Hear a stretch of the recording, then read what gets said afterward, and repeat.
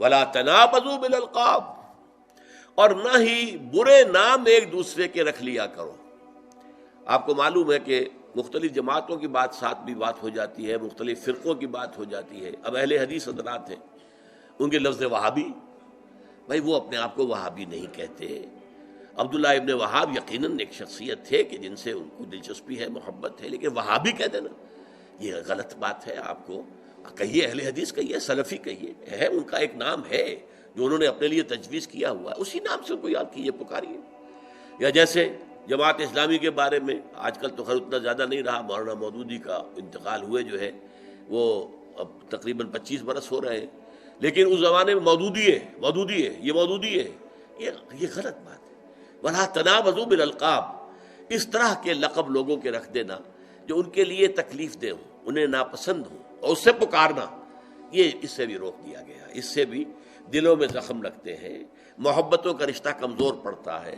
اخوت جو ہے اس کے اندر کمی آتی ہے۔ اور یہ ساری کمی کہاں جا رہی ہے؟ ناوک نے تیرے صید نہ چھوڑا زمانے میں، یہ ساری کمی جا رہی ہے امت مسلمہ،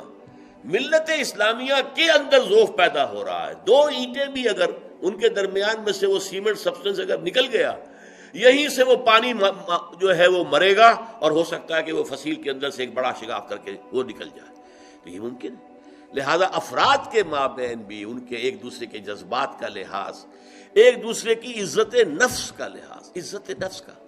ہر شخص کو ظاہر بات ہے کہ اپنی عزت نفس عزیز ہے، وہ چاہتا ہے کہ میرا اپنا ایک سیلف ریسپیکٹ اس کے اندر ہے، اور وہ یہ نہیں چاہتا کہ اس پر حملہ کیا جائے۔ اگر آپ کرتے ہیں تو اس کو آپ تکلیف پہنچا رہے ہیں، اس کو آپ زخم لگا رہے ہیں، اور یہ زخم جو ہے پھر اڈے بچے دے گا، اس کے نتائج نکلیں گے، اور وہ ساری زد کہاں جائے گی؟ ملی استحکام کی کمزوری کا سبب بنے گی۔ بئس الاسم الفسوق بعد الایمان، ایمان کے بعد تو فسوق کا نام بھی برا ہے، یعنی یہ یو ڈونٹ مین اٹ، لیکن پھر یہ زبان سے الفاظ نکالنا بھی برا ہے، یہ ایمان کے ساتھ اس کی کوئی مطابقت ہے ہی نہیں۔ در حقیقت اچھے ناموں سے ایک دوسرے کو یاد کرو، جس سے دوسرے کو بھی انشراح ہو، مجھے اس نے اس نام سے پکارا جو مجھے پسند ہے، اس حوالے سے بات ہو، اس لیے اس کے ساتھ گفتگو کرو، اس کے ساتھ احترام جو آدمیت ہے، آدمیت احترام آدمی است، علامہ اقبال کہتے ہیں، آدمیت نام اس کا ہے کہ آدمی جو ہے ایک دوسرے کا، آدمی جو ہے وہ ایک دوسرے کا احترام کرے۔ بئس الاسم الفسوق بعد الایمان،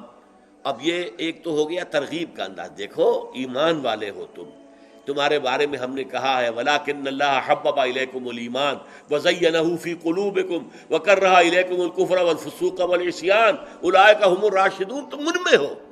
تو ان میں شامل ہونے کے بعد یہ چھوٹی چھوٹی باتیں آپ کہیں گے بڑی معمولی سی باتیں، کیا ہے جی، آئی ڈونٹ مین اٹ، میرا یہ کہنے کا مراد نہیں تھی، میں اس کو تکلیف نہیں پہنچانا چاہتا تھا، لیکن نہیں،